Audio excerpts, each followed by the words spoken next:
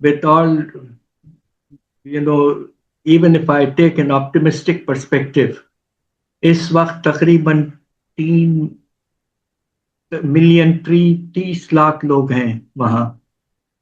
कहीं खुदा न खास्ता उसमें से एक बड़ा सब्सटैंशियल नंबर या तो बेरोजगार हो जाएगा या वापस भेज दिया जाएगा। तो रेमिटेंसेस पर वाज़े तौर पर असर पड़ सकता है। मेरा तो कंजर्वेटिव एस्टिमेट ये है कि रेमिटेंसेस में 15% कमी आ सकती है मिडल ईस्ट से, तो वो तकरीबन 7.5-8% होगा ओवरऑल रेमिटेंसेस का। तो कम से कम अगले कुछ महीनों में 3 से 4 अरब डॉलर का इम्कान कम होने का यकीनन मेरे सामने मौजूद है। पहले उसका जवाब दे दूं कि ईरान से हमें खरीदना चाहिए था। ईरान ने देखिए इस हद तक हमारा साथ दिया कि उन्होंने गैस की पाइपलाइन खड़ा कर दी हमारे बॉर्डर तक, हमने अभी तक कुछ भी नहीं किया। और उसकी वजह ये थी कि इंटरनेशनल सैंक्शंस लगे हुए थे ईरान पर, तो Pakistan can not violate the sanctions. अब अगर हालात बेहतर होते हैं, जंग खत्म हो जाती है और अमेरिका ने जो सैंक्शंस को लगवाने की सारी कोशिश उनकी थी, अगर वो हट जाता है तो फिर पाकिस्तान के लिए बहुत अच्छा वक्त आने वाला है, जबकि ईरान से हमें तेल और गैस मॉडरेट कीमतों में मिल सकता है। ये एक पॉजिटिव आउटकम हो सकता है हमारे रोल जो है मीडिएशन का। दूसरी तरफ हैरत अंगेज लेवल पर जी उसमें टैक्स का जो पैमाना है तकरीबन 120 रुपए 30%, इतना ज्यादा। और पाकिस्तान में सबसे ज्यादा है, हिंदुस्तान में तो कीमतें बढ़ी नहीं, बांग्लादेश में थोड़ी सी बढ़ी, हमारे यहाँ तो आपने देखा कि 300 से कुछ कम थी कीमत, अब 400 रुपए हो गई। हमने इसलिए बढ़ाई है कि हम मजबूर हैं, IMF के साथ टारगेट है कि पेट्रोलियम लेवी से 1400 अरब उठाने हैं।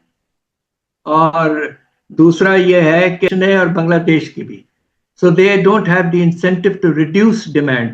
हमारे यहाँ अनफॉर्चुनेटली बिकॉज हमारे पास फॉरेन एक्सचेंज की शॉर्टेज होने का खतरा है, हमें कीमतों के जरिए डिमांड को कम करना पड़ रहा है, और इससे बहुत ज्यादा परेशान लोग हैं। हम सब परेशान हैं कि 400 रुपए से, अगर इंटरनेशनल प्राइस जो इस वक्त बढ़ना फिर से शुरू हो गई है पिछले 1-2 दिन से, कुछ प्रोजेक्शंस तो ये हैं कि अगर ये स्टेलमेट और सीज फायर रहता है या जंग फिर से शुरू हो जाती है तो ये $150 फी बैरल तक पहुंच सकता है, जो इस वक्त $111 बैरल पे है। रियल एस्टेट की वैल्यूज धड़ाधड़ गिर चुकी बहुत बुरी तरह से। और टूरिज्म का जो प्रोसेस था दुबई में, दुनिया के tourism is more or less come to an end। इस जंग के ज़माने में कौन जाएगा वहाँ? नतीजा ये है कि पाकिस्तानी जो वर्कर्स थे मुख्तलिफ सेक्टर्स में, ख़ास तौर पे कंस्ट्रक्शन में या होटल्स की डे टू डे, मगर इसके अलावा कुछ और भी अफसोसनाक असरात हो सकते हैं। और वो ख़ास तौर पे ये है कि अगर गैस की इंपोर्ट की शॉर्टेज हो गई, जो कि नज़र आ रही है, ऑलरेडी इंपोर्ट बहुत कम हो गई है, तो उसके नतीजे में पावर जनरेशन, बिजली पैदावार में कमी होगी और लोड शेडिंग फिर से शुरू हो चुकी है और होती रहेगी। इससे प्रोडक्शन पे नेगेटिव असर पड़ेगा। दूसरा जो एक बहुत ही परेशान कुन सी बात है कि फर्टिलाइजर जो है, पाकिस्तान जो गैस है अपना जो यूरिया बनाता है वो इंपोर्टेड है ज़्यादातर खतर से, और फॉस्फेटिक फर्टिलाइजर भी वहीं से मंगवाते हैं। फर्टिलाइजर की अवेलेबिलिटी बहुत बुरी तरह से कम हो जाएगी, हो चुकी है। खतरात बहुत हैं। फर्टिलाइज़र की सप्लाई में कमी खरीफ की फसलों में हमारी ज़रूरी पैदावार कम कर सकती है। नतीजतन महंगाई में मज़ीद इजाफ़ा हो सकता है। इम्कानात खुशाइंद हैं। सीपैक 2 की इब्तिदा पैदावार में इजाफ़ा लाएगी। सोलर सिस्टम बिजली की कीमतों में कमी लाने का सबब बन सकता है।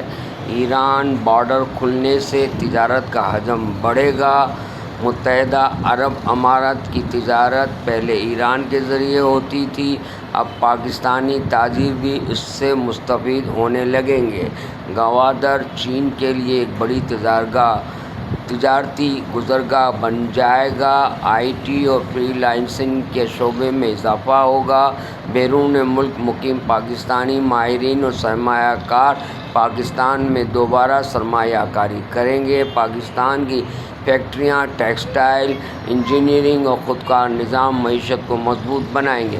شمالی پاکستان میں سیاحت فروغ پائے گی، ملکی معیشت کو سہارا دیں گے۔ پاکستانی نوجوان جدت، تعلیم، اسٹارٹ اپس میں قیادت کرتے نظر آئیں گے۔